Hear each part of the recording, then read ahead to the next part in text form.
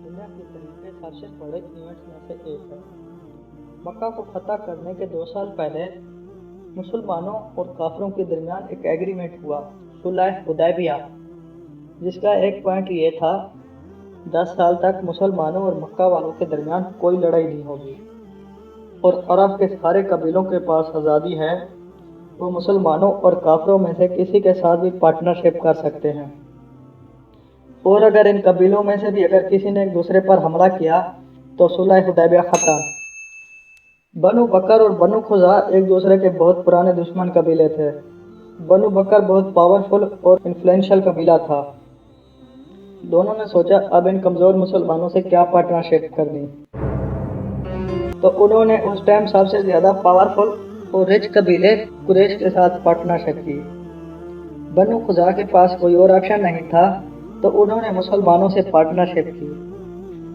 लेकिन उससे कुछ ही अरसे बाद मुसलमानों ने अरब के सबसे रिच किलों में से एक खैबर को फतह किया और उसके बाद रोमन अम्पायर से भी जंग मोता में टक्कर दी।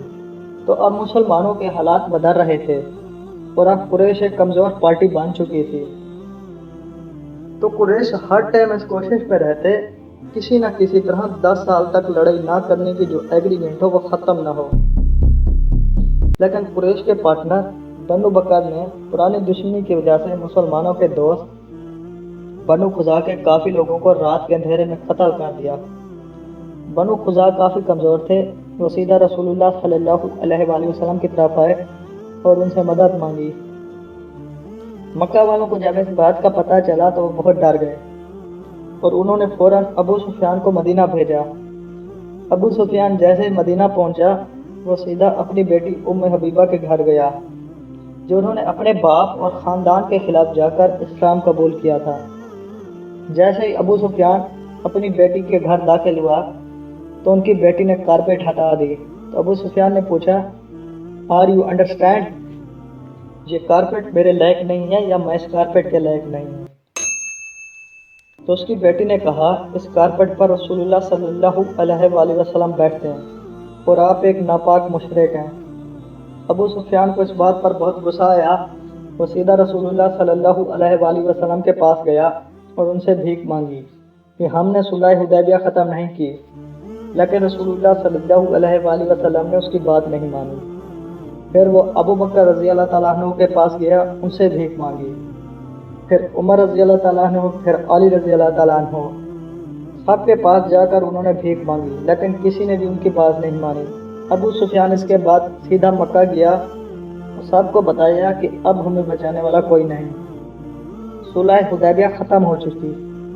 लेकिन मक्का वालों ने रसूलुल्लाह सल्लल्लाहु अलैहि वसल्लम की तरफ से इतनी जल्दी हमले को एक्सेप्ट नहीं किया। मदीना में रसूलुल्लाह सल्लल्लाहु अलैहि वसल्लम किसी को भी बताए बगैर हमले की तैयारियां शुरू कर दी और किसी को भी ये नहीं बताया कि हमला कब, कहाँ और किस पर हो रहा है। ईमान हज़रत अबू बकर ने अपनी बेटी हज़रत आयशा से पूछा तो हज़रत आयशा ने भी कहा, आई हैव नो आइडिया। रसूलुल्लाह सल्लल्लाहु अलैहि वसल्लम ने अरब के लोगों को और कंफ्यूज करने के लिए एक छोटी सी फौज मदीना से मक्का की बजाय रोमन अम्पायर की तरफ रवाना की, ताकि लोगों को लगे कि मुसलमान रोमन अम्पायर पर हमला कर रहे हैं। मक्का को कोई कुछ नहीं कहा, लेकिन रसूलुल्लाह सल्लल्लाहु अलैहि वसल्लम के एक बहुत ही ट्रस्टेड साहबी हातिम ने मक्का वालों को एक लेटर लिखा कि मदीना में हमले की बड़े ज़ोरों शोर से तैयारी हो रही है और हो सकता है मुसलमान मक्का पर हमला कर दें।